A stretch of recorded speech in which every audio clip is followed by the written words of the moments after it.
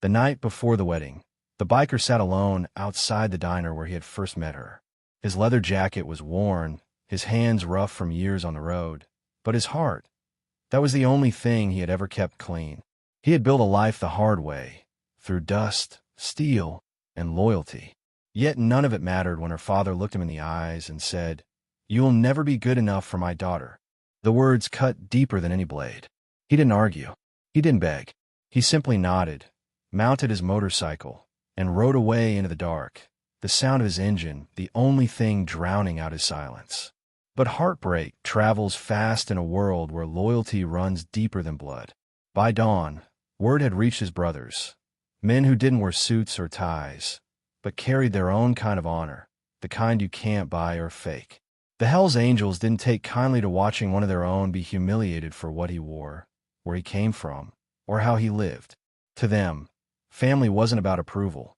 It was about respect, and that father had just insulted something they held sacred. While the groom-to-be sat broken under the pale sky, the rumble of engines began to rise in the distance. It wasn't vengeance they carried. It was something far more powerful. A message. When they rode, the world listened, and this time, they were riding not to fight, but to remind a man of something he had forgotten. That worth isn't measured by a paycheck, a title, or the kind of car parked in your driveway. It's measured by the strength of your word and the size of your heart. By noon, the quiet suburban street outside the mansion echoed with thunder. Neighbors peeked from behind curtains. Children stopped their bikes mid-play, and the father stepped onto his porch, frozen by the sight of 100 motorcycles lined up in perfect formation. The air trembled, not with threat, but with purpose. From the front of the pack, the biker dismounted, removing his helmet slowly, revealing a face not filled with rage, but with quiet dignity. The same kind of dignity that men often mistake for weakness until it stands right in front of them. That day, something unforgettable was about to happen.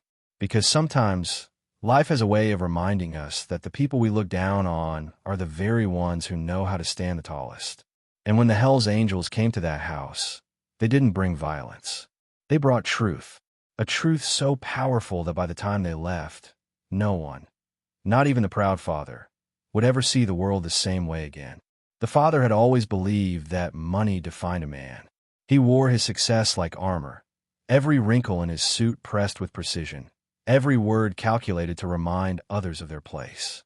When his daughter told him she had fallen in love with a biker, he laughed, not out of joy, but disbelief. "A man like that will only bring you shame," he said coldly. He didn't see love in her eyes. He saw rebellion. And in his world, rebellion was unforgivable. He had already decided she would not marry him, not while he still drew breath. The biker, whose name was Jack, didn't fight back. He wasn't raised to beg for acceptance from men who thought decency came with a price tag. He simply lowered his head, thanked the man for his honesty, and left quietly. But what the father mistook for weakness was something else entirely: restraint. Because Jack carried inside him a strength forged from the road, from hardship, from the kind of loyalty that can't be taught. And though he was hurt, he didn't curse the man. He just whispered to his brothers that the wedding was off, and that was enough for them to understand. When the Hells Angels heard what had happened, the silence in their clubhouse turned heavy. These men, who had fought side by side through fire, loss, and brotherhood, felt the insult as if it had been thrown at all of them. Not because they wanted revenge, but because they knew what Jack had given up. They knew he had sacrificed pride for love, and still, he had been humiliated. For them, that kind of pain wasn't to be ignored. It was to be answered, but not with fists or fury, with a lesson. That night, while the city slept, the sound of engines echoed through the cold air. A line of motorcycles cut through the darkness, their headlights glowing like ghosts of justice. They weren't heading toward trouble. They were heading toward truth.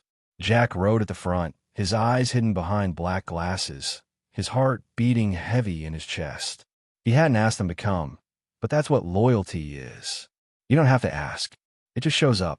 By sunrise, the mansion stood in silence, unaware of what was coming.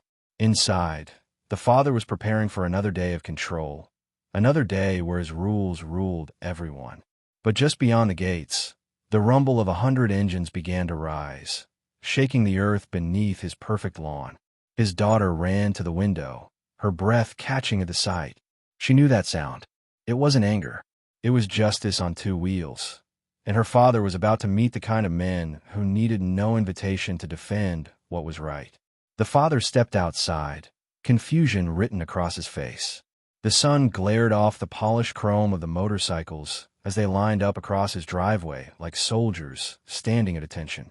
The Hell's Angels didn't move, didn't shout.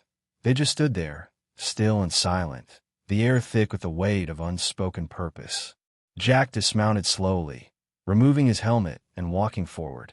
The father's arrogance faltered for the first time. He had seen power before, but never this kind. Jack stopped a few feet away. "I didn't come here to fight," he said calmly, his voice low but steady. "I came to show you something." The father scoffed. "Show me what?" "That you and your friends think you can scare me with noise and leather." Jack didn't answer. Instead, he turned to his brothers and nodded. Within seconds, the bikers began pulling things from their saddlebags: photos, old newspaper clippings, folded letters, and framed pictures. They laid them out neatly on the ground in front of the man. "These," Jack said, "are the people you call thugs. The men you just insulted." The father frowned, stepping closer. Each photo told a story. A biker handing out food to homeless veterans, another rescuing children from a flood, others repairing roofs after storms, or escorting funeral processions for fallen soldiers. Every image was proof that the leather and tattoos weren't signs of rebellion. They were symbols of brotherhood, of service, of living by a code no contract could bind. "You see, sir," Jack continued quietly, "you judge me by my jacket. But this patch," he touched the emblem over his heart, "it stands for something bigger than me. It stands for loyalty, for sacrifice, for never turning your back on someone you love. You think we're dangerous? We are, to those who hurt others. But to the ones we protect, we're family." The bikers behind him nodded silently, their presence as steady as the roar of an idling engine. For the first time, the father had no words. He looked down at the photographs, his chest tightening as the truth sank in. These men, whom he had written off as outlaws, had done more for strangers than he had ever done for his own community. The daughter stood at the door, tears in her eyes. She had always known Jack's worth, but seeing her father's pride finally crack was something she had never dared to dream of. And though no one spoke it aloud, everyone there could feel it, a shift, small but real, beginning to take root. For a long moment, the father stood frozen, staring at the photographs scattered across the driveway. His pride, once unshakable, began to crumble under the weight of what he saw.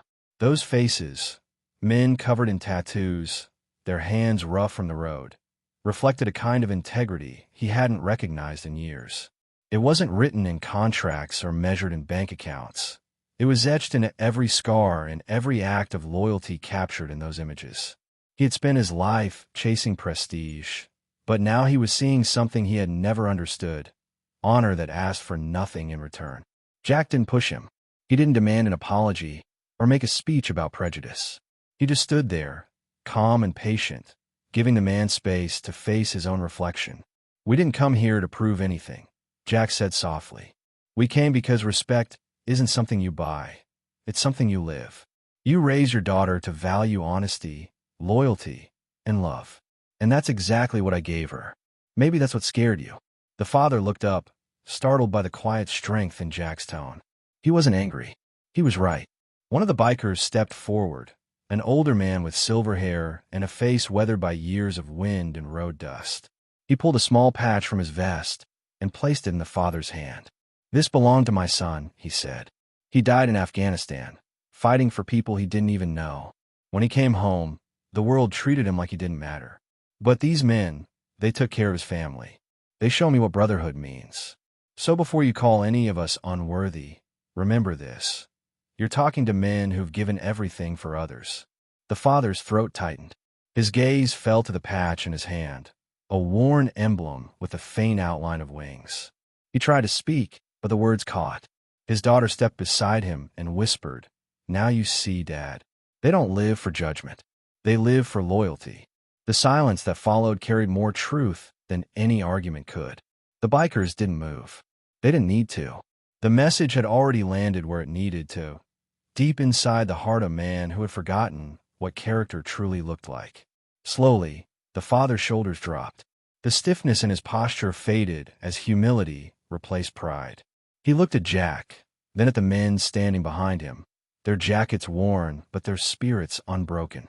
For the first time, his voice trembled. I didn't know," he said quietly.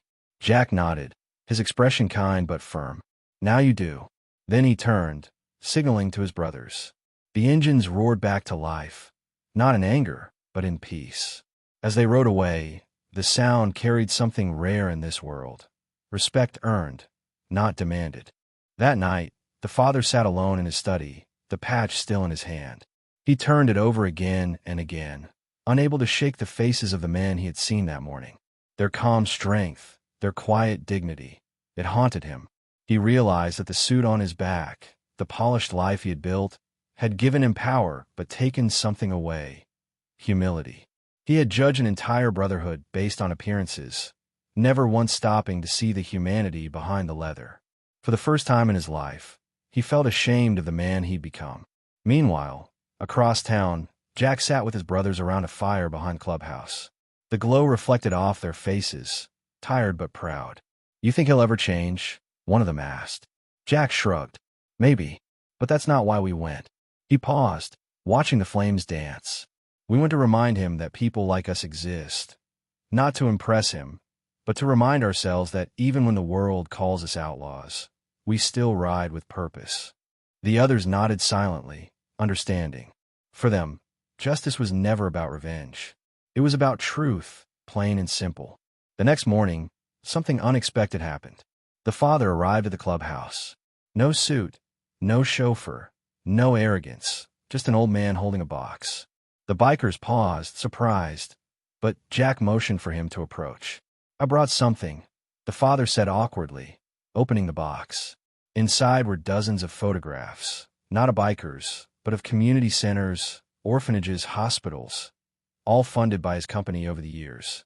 "I thought I was doing good," he said quietly, "but I was doing it for my name, not for the people." You did it without expecting anything." Jack stood silent for a long time, then extended his hand.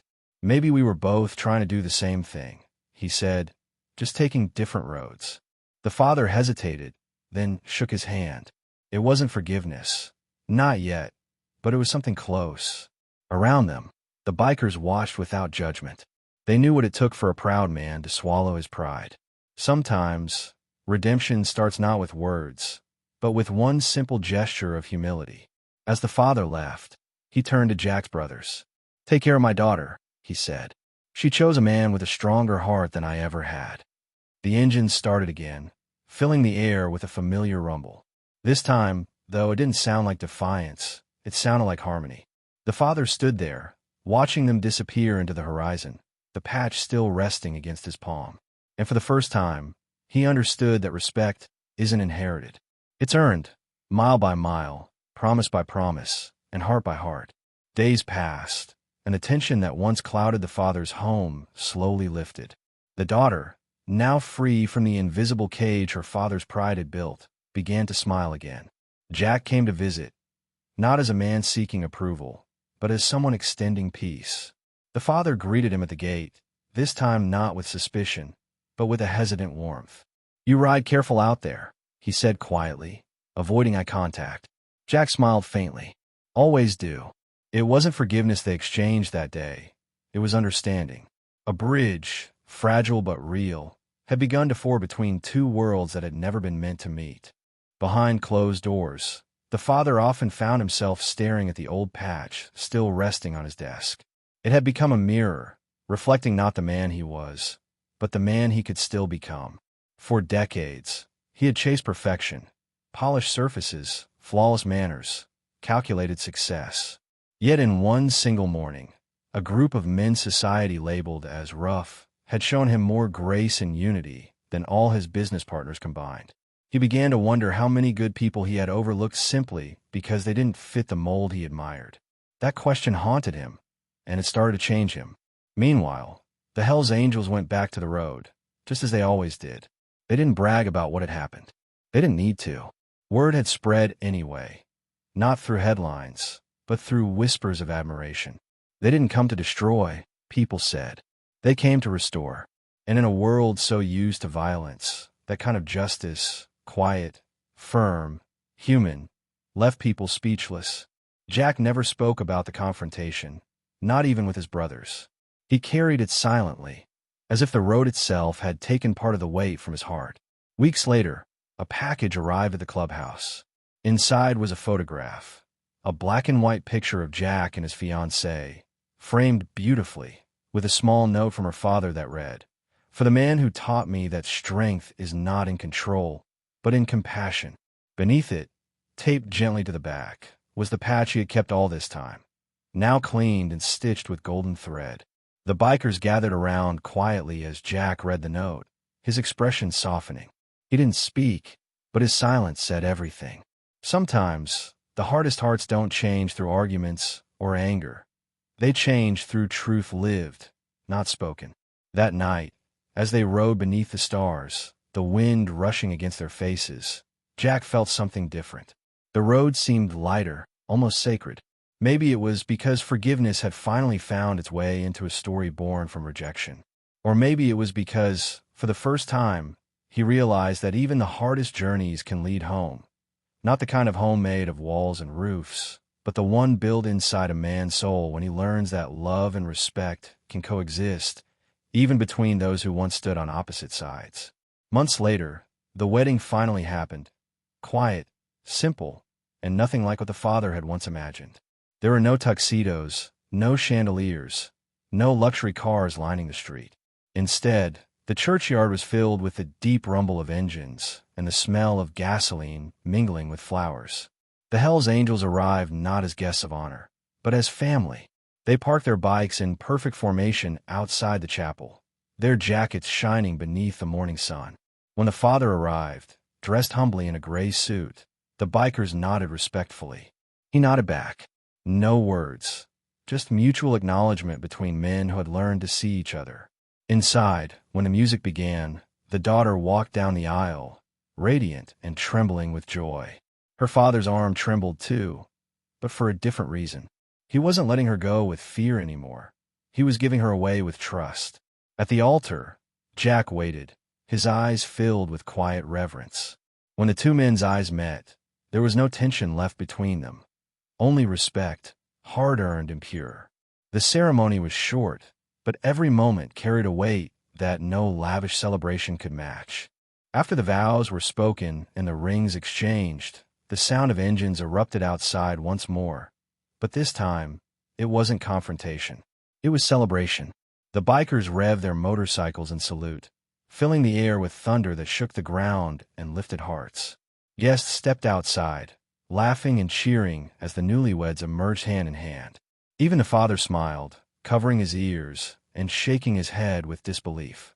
"I suppose," he muttered, "that's their version of applause." Jack laughed softly. "It's louder, but it means the same thing." Later that evening, as the reception turned to laughter and dancing, the father found himself sitting beside one of the older bikers, the same man who had handed him the patch months before. They shared a drink, the silence between them warm and comfortable. "You know," the old biker said, "we never meant to scare you. We just wanted you to see the man behind the leather." The father smiled faintly. "I did," he said, "and I saw the man behind the mirror too. Turns out, he wasn't much to be proud of." The biker chuckled. "Then you're already a better man than most." As the night went on, the father raised his glass toward Jack and his daughter dancing under the soft glow of string lights. Around them, the bikers laughed, families mingled, and music drifted into the night.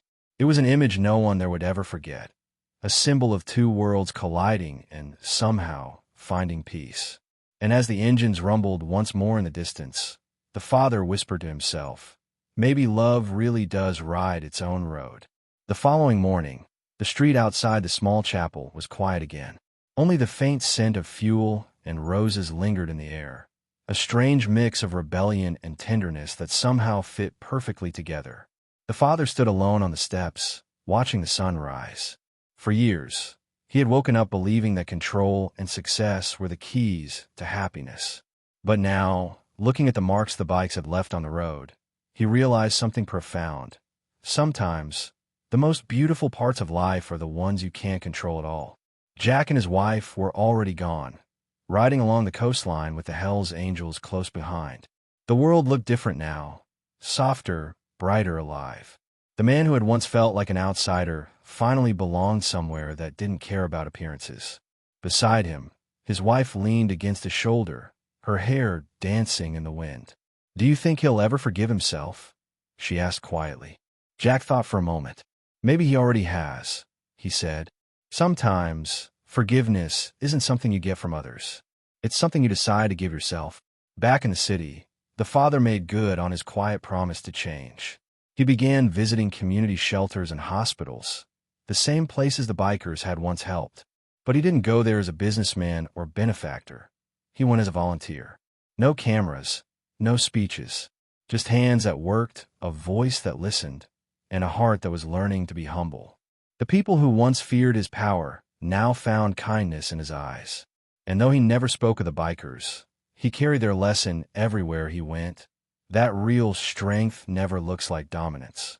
It looks like compassion that doesn't need to prove itself. Meanwhile, life on the road continued. Jack's brothers still rode through storms and sunsets, their bond unbreakable. They didn't talk about what happened. They didn't need to. It had become part of their story, another chapter in a long line of miles and memories. But something had changed in them too. They carried themselves differently now, not just as men who protected their own, but as living examples that even the toughest hearts could still be teachers of grace. One evening, as they stopped at a roadside diner, an elderly man in a suit approached them. "You don't remember me," he said, smiling faintly, "but I'll never forget you." It was the father. His hair was grayer now, his posture softer, but his eyes, they held peace. He shook Jack's hand firmly. "Thank you," he said, "for giving me back my daughter and myself." The men exchanged no more words, but they didn't need any. The handshake said everything: forgiveness given, respect earned, and a story finally come full circle. Years passed, and the story of that day became something of a legend, told in whispers at bars, retold around campfires, and carried in the echo of engines across endless highways. People didn't always get the details right, but the message stayed the same, that a group of bikers once taught a proud man what real honor looks like. It became more than a story of love and defiance. It became a reminder that redemption can come from the unlikeliest places. Jack and his wife eventually settled in a small town far from the noise of the city. He opened a modest repair shop called Roads End Garage, a place where travelers could stop for help, a cup of coffee, or a story. There was an old photograph hanging on the wall, the one the father had sent, framed beside the golden-stitched patch. Beneath it, in carved letters, were 3 simple words: ride with purpose. Every person who walked through that door left with more than a fixed engine. They left with a bit of hope. The father visited often, sometimes to help with paperwork, sometimes just to sit and watch the bikes roll in. He never regained the power he once had in the corporate world, but he gained something far more lasting: respect, not from titles or wealth, but from those who once had every reason to despise him. On quiet evenings, he'd sit outside the shop with Jack, the 2 men drinking coffee in silence. They didn't talk about the past anymore. They didn't need to. Peace doesn't always come with words. Sometimes, it comes with the hum of an engine idling softly under a golden sky. One night, a storm rolled in, thunder, lightning, wind. The father stood in the doorway, watching as Jack and his brothers prepared to ride out anyway. "Storms don't scare you?" he asked. Jack smiled, pulling on his gloves. "You can't outrun the storm," he said. "You ride through it." The father nodded slowly, realizing that those words weren't just about the weather. They were about life. For all his years of shielding himself from discomfort, he had never really lived. These men, he finally understood, weren't fearless because they didn't feel pain. They were fearless because they faced it head-on. And as the bikes disappeared into the rain, their red tail lights glowing like embers in the dark, the father felt something stir inside him, something that had been dormant for too long. It wasn't regret anymore. It was gratitude. Gratitude for a love that had humbled him, for a son-in-law who had taught him grace, and for the rumbling echo of engines that had changed the course of his life forever. The years rolled on like the open road itself, long, unpredictable, and full of lessons that only time could teach. Jack's garage became more than a place to fix machines. It became a sanctuary for souls in need of repair. Truckers, travelers, and lost men found themselves sitting on that same old bench out front, listening to Jack tell quiet stories about loyalty, forgiveness, and the strange roads that lead us home. Sometimes his brothers would stop by, their bikes lined up like iron horses outside, sharing laughter that carried across the wind. But even in their joy, they never forgot the day that changed everything. The day compassion rode louder than pride. The father, now older and slower, still visited often. His health wasn't what it used to be, but his spirit was steady. He would sit in the corner of the shop with a cup of coffee, watching Jack teach younger riders how to care for their bikes and their lives. You know, the father once said, "I used to think I was teaching my daughter what a good man should be." He paused, smiling faintly. "Turns out, you were the one who taught me." Jack looked up, eyes soft. "We all learn in our own time," he said. "Some just take the longer road to get there." The old man laughed. "Yeah," he whispered, "and mine had a few potholes." One quiet evening, as the sun bled gold over the horizon, the father handed Jack a small envelope. Inside was a deed for a piece of land beside the garage. "For expansion," the father said, "or whatever you think this place needs." Jack's throat tightened. "You didn't have to," but the old man raised a hand. "I know," he interrupted gently, "but I wanted to, because every good man deserves a little more road ahead." It wasn't charity. It was legacy, a gift not born of guilt, but of gratitude. When the father passed a few years later, the funeral was unlike any the town had ever seen. 100 bikes lined the streets, engines silent, chrome gleaming in the morning light. The Hells Angels stood side by side with the townsfolk, their leather vests beside black suits, their heads bowed in shared respect. It was a strange sight to some, outlaws and businessmen, rough hands and polished shoes. But to those who knew the story, it made perfect sense, because the man they buried had once judged by appearance and died seeing the world through the eyes of grace. After the ceremony, Jack placed the old patch on the coffin. "You taught me something too," he said softly, "that even the hardest roads can lead to peace." The engines roared to life one by one, echoing through the valley like thunder, not of mourning, but of honor. And as the sound faded into the distance, those who remained knew they had witnessed something rare, a story where pride became humility, and where love, against all odds, had conquered judgment. Years later, travelers passing through that same small town would often stop by Rhodes' and garage. They'd hear about the biker who married the rich man's daughter, the father who found redemption through humility, and the brotherhood that turned an insult into a lesson for the world. Some thought it was just a legend, a story told to make people believe in good again. But those who stepped inside knew better. They could feel it in the air, the warmth, the peace, the faint smell of oil, and hope mixed together like something sacred. On the wall above the workbench hung a new plaque, beside the old patch and photo. It read, "Respect is not given by blood or money. It's earned on the road of life." Every word felt alive, because they weren't just words. They were lived truth, written by men who had learned that strength without compassion is just noise, and that love, when defended with dignity, can move mountains and mend hearts. Jack's hair had gone gray, and his hands carried the marks of years well spent. His wife often teased him, saying he still looked the same, just with more miles on him. On weekends, the sound of engines filled the air again, not for battle, but for fellowship. Riders from all walks of life gathered outside the garage, sharing stories, laughter, and the quiet understanding that they were part of something bigger than themselves, a legacy that started with pain but ended in peace. Sometimes, Jack would walk outside at sunset, lean against his bike, and look up at the open sky. The world had changed, faster, louder, colder, but out here, in the rhythm of the engines, life still made sense. He'd close his eyes, hearing echoes of the past, the roar of the bikes outside the mansion, the father's trembling apology, the sound of forgiveness whispered between men who once stood divided. Those memories weren't ghosts. They were anchors, proof that no one is beyond redemption, and that love can rebuild what pride destroys. And when young riders asked him for advice, Jack would always say the same thing: don't ride to prove who you are. Ride to remember what matters. Then he'd smile, start his bike, and let the sound of the engine do the rest. Because some stories don't end. They just keep riding, mile after mile, heart after heart, until the road itself remembers their name.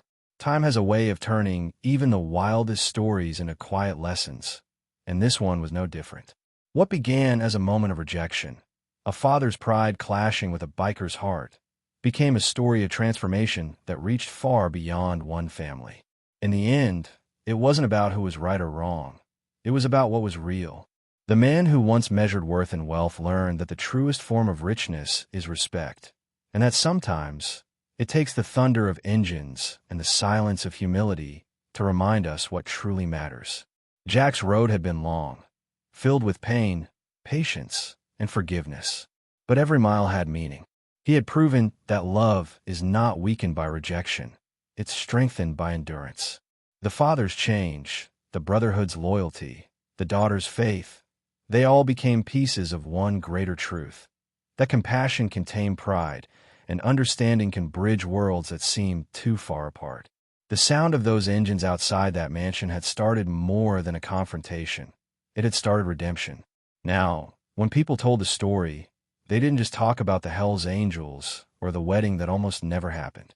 They spoke about courage, the courage to forgive, to change, to see past the surface. Because in a world that often judges too quickly, this story reminded everyone that goodness doesn't always wear a suit. Sometimes it wears leather, carries scars, and rides through storms with its head held high. And that kind of goodness, once seen, can't be forgotten. Even years later, those who passed by roads and garage could still hear the faint echo of engines rolling over the hills, like a heartbeat refusing to fade. They said it sounded like freedom, the kind that comes when men let go of ego and choose grace instead. It was the sound of love that had survived pride, of forgiveness that had outlived pain. And in that sound lived the lesson of a lifetime: that redemption doesn't roar. It hums softly, steady, and true. If this story touched you, if it reminded you that people can change, that love can heal, and that respect can build bridges even over broken ground, don't let it end here. Share it. Leave your thoughts below and tell us what this story made you feel. And if you believe the world needs more stories like this, stories that remind us of the power of heart over ego, subscribe and stay with us. Because the road doesn't end here, and there are still countless souls out there learning to ride toward the light.